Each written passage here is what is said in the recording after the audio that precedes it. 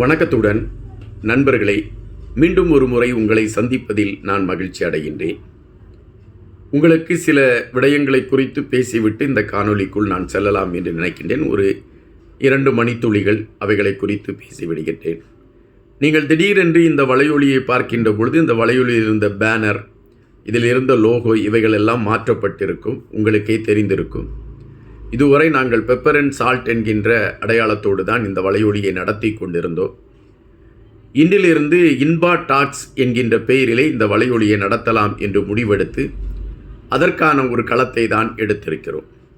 எப்படி நீங்கள் pepper and salt என்கின்ற அந்த வலையொலிக்கு ஆதரவை கொடுத்தீர்களோ அதுபோல் அதே களம்தான் இந்த இன்பா என்கின்ற இந்த வலையொலிக்கும் நீங்கள் ஆதரவை கொடுங்கள். எங்களுடைய இந்த வலையொலிக்கு புதிதாக வந்திருக்கக்கூடிய தோழர்கள், நண்பர்கள் யாராவது இருந்தால் எங்களுடைய வலையொலியை நீங்கள் பகிர்ந்தளியுங்கள். உங்களுடைய நண்பர்களுக்கும் எங்களுடைய வலையொலியை குறித்த செய்திகளை கொண்டு செல்லுங்கள். கண்டிப்பாக தமிழ் சார்ந்த விடயங்களை குறித்து தொடர்ந்து பேசுவோம், ஆணித்தரமாக பேசுவோம், அழுத்தமாக பேசுவோம், அறியாத செய்திகளை பேசுவோம், அதுபோல நாம் அன்பாகவே பேசுவோம் என்கின்ற களத்தோடு இந்த காணொளிக்குள் செல்லலாம் என்று நான் நினைக்கின்றேன். இந்த காணொளியில் நான் 2 நாட்களுக்கு முன்பாக ஒரு செய்தியை வெளியிட்டிருந்தேன். அதாவது தமிழ்நாட்டில் கஜேந்திரகுமார் பொன்னம்பலம் அவர்கள் தமிழ்நாட்டில் இருக்கக்கூடிய முக்கியமான தலைவர்களை சந்தித்து பேசியிருந்தார். அந்த பேச்சுவார்த்தையில் என்னென்ன விடயங்கள் பேசப்பட்டது, அதற்கு தமிழ்நாட்டில் இருக்கக்கூடிய தலைவர்கள் என்னென்ன ஆதரவுகளை குறித்து பேசினார்கள், இவைகளை மையப்படுத்தி நான் ஒரு காணொளியை ஏறக்குறைய முன்பு வெளியிட்டிருந்தேன். இன்று அது சார்ந்த சில விடயங்களை குறித்து பேச வேண்டியதிருக்கிறது. ஏனென்றால் ஒரு விமர்சனம் இருக்கின்றது. தமிழர்களை அழிவதற்கான ஒரு களத்தை எடுத்து அந்த கஷ்டத்தில் தமிழர்கள் இருந்த சூழலில் கண்டுகொள்ளாமல் தமிழர்கள் அழியட்டும் என்று வேடிக்கை பார்த்த திராவிட முன்னேற்றக் கழகத்தின் தலைவர் அவர்களோடு கஜேந்திரகுமார் பொன்னம்பலம் அவர்கள் சந்தித்து பேசிய அந்த கருத்தாக்கங்கள், அந்த கருத்து பரிமாற்றங்கள் தமிழர்களுக்கான விடியலை கொண்டு வருமா என்கின்ற ஒரு விமர்சனம் எழும்பியிருக்கிறது. இந்த விமர்சனம் எழும்பியிருக்கக்கூடிய அதே வேளையில் சில சந்தேகங்களும் எழும்பியிருக்கின்றன.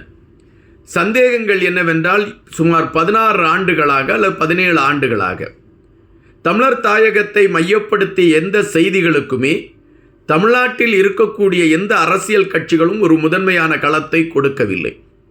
அவர்கள் சார்ந்த அரசியலை நோக்கி நகரத் தொடங்கி கொண்டு இருந்தார்கள். 16 ஆண்டுகள் ஒரு அமைதியான நிலையைத்தான் தமிழகத்தில் இருக்கக்கூடிய பெரும்பாலான தமிழ் அரசியல் கட்சி தலைவர்கள் எடுத்திருந்தார்கள். தமிழர் தாயகத்தில் இருக்கக்கூடிய எந்த பிரச்சனைகளையும் அவர்கள் பேசுவதில்லை. ஒரே ஒரு கட்சியை சார்ந்தவர்கள் மட்டும் தமிழ் தேசியம் என்கின்ற அடிப்படையில் தமிழர் தாயகத்தை மையப்படுத்திய செய்திகளை பேசிக்கொண்டு இருந்தார்கள். இந்த சூழலில் இப்பொழுது கஜேந்திரகுமார் பொன்னம்பலம் அவர்கள் தமிழ்நாட்டில் இருக்கக்கூடிய தலைவர்களையும் சந்தித்திருக்கின்றார், தமிழ்நாட்டின் முதலமைச்சரையும் சந்தித்திருக்கின்றார். இவைகள் அனைத்துமே ஏற்புடையதான் என்ற களத்தில் தான் நாம் பார்க்க வேண்டியதிருக்கின்றது. காரணம், இப்பொழுது இலங்கை ஆட்சியாளர்களை பொறுத்த மட்டில் அவர்கள் உருவாக்கி கொண்டிருக்கக்கூடிய ஒற்றையாட்சி என்கின்ற முறைமைகள் ஒட்டுமொத்தமாக கூட்டாட்சி முறைமைக்கு ஒரு பெரிய குந்தகத்தை விளைவிக்கக்கூடிய ஒன்றாக இருக்கிறது. தற்பொழுதே தமிழர்களுடைய காணிகள் பறிக்கப்பட்டு கொண்டிருக்கின்றன.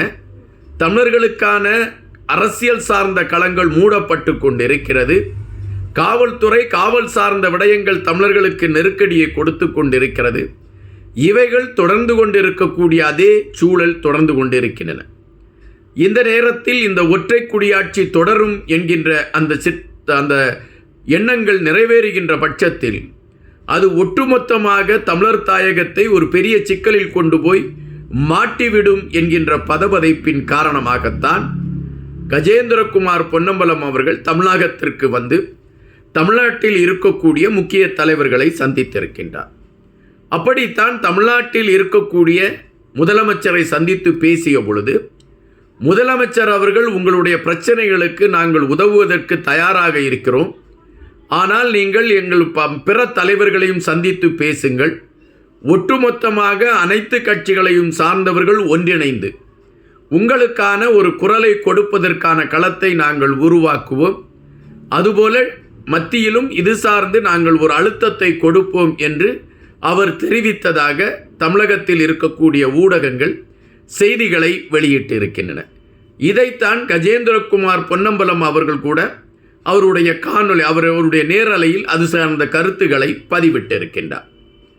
தற்பொழுது உள்ள சூழலில் தமிழகத்தில் இருக்கக்கூடிய பெரும்பாலான தலைவர்களை கஜேந்திரகுமார் பொன்னம்பலம் அவர்கள் சந்தித்தாரா என்றால் இல்லை.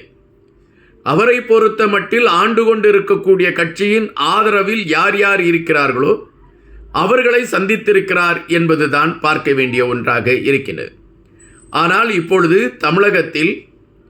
தமிழகத்தில் ஆண்டு கொண்டிருக்கக்கூடிய கட்சிக்கு இணையான பலத்தோடு வளர்ந்து கொண்டிருக்கக்கூடிய கட்சி தமிழக வெற்றி கழகம்.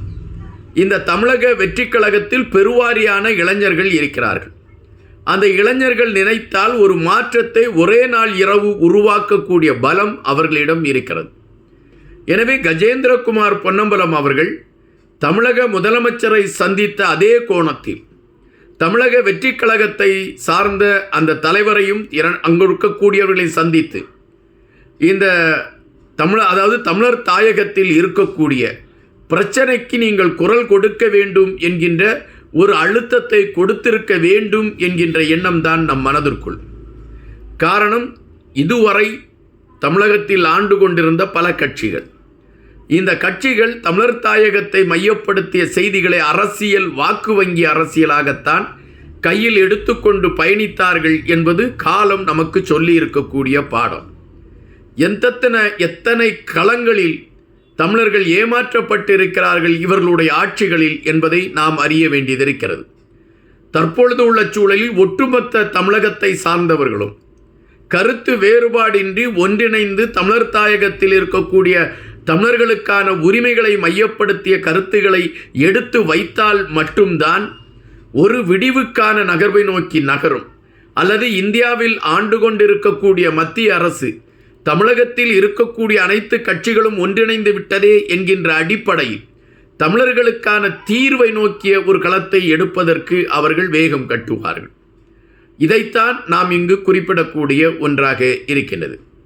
தற்பொழுது உள்ள சூழலில் தமிழக முதலமைச்சர் கொடுத்திருக்கக்கூடிய வாக்குறுதி தேர்தலோடு அது காணாமல் போய்விடுமா, அல்லது தேர்தல் வருகின்ற சூழலில் முன்பு அவருடைய தந்தையார் எடுத்துக்கொண்ட முடிவுகளைத்தான் இவரும் தமிழர் தாயகத்தை மையப்படுத்திய நகர்வுகளில் எடுப்பாரா என்கின்ற கேள்விகளுக்கான விடைகளையெல்லாம் நாம் பொறுத்திருந்துதான் பார்க்க வேண்டியதிருக்கின்றது. தமிழ்நாட்டில் இருக்கக்கூடிய பெரும்பாலான கட்சி தலைவர்கள் கருத்துகளையும் கோட்பாடுகளையும் கொள்கைகளையும் மறந்துவிட்டு தமிழர் தாயகத்தில் இருக்கக்கூடிய அவர்களுக்கான விடியலை நோக்கிய ஒரு களத்தை கொண்டு வருவதற்கு ஒன்றிணைய வேண்டும் என்பதுதான் கஜேந்திரகுமார் போன்றவருடைய எண்ணமாக இருக்கும். கஜேந்திரகுமார் பொன்னம்பலம் மிக வேதனையோடு குறிப்பிட்ட ஒரு விடயம், இதுவரை நாங்கள் தமிழரசு கட்சி அதாவது தமிழ் தேசிய கூட்டமைப்பை நம்பி ஏமாந்து விட்டோம். இப்பொழுது எங்களுக்கான ஒரு களம் இல்லாத ஒரு சூழல் இருக்கிறது. இந்த சூழலில் நீங்கள் எங்களுக்கு உதவி செய்தால்தான் எங்களுக்கான களம் கட்டி அமைக்கப்படும் என்று வேதனைப்பட்டிருக்கின்றார். அப்படியென்றால் அரசியல் களத்திற்காக தமிழ் தேசிய கூட்டமைப்பு தமிழர்களுடைய நலன்களை கைவிட்டுவிட்டு அமைதி காத்து விட்டதா? இந்த கேள்விகளும் இங்கு எழும்புகின்றன. காத்திருங்கள், இன்னும் பல செய்திகளோடு தினமும் உங்களை சந்திக்கின்றேன். நன்றியுடன் இன்பா. நன்றி சொல்வதற்கு முன்பாக மீண்டும் ஒரு முறை நினைவூட்டுகிறேன், இன்பா டாக்ஸ் என்கின்ற இந்த வலையொலிக்கு நீங்கள் இந்த வலையொலியை பகிர்ந்தளியுங்கள். இது அதே வலையொலி தான், உங்களுடைய நண்பர்களுக்கும் இதை பகிர்ந்தளியுங்கள். மீண்டும் உங்களோடு தொடர்ந்து கொண்டிருப்பேன். நன்றியுடன் இன்பா.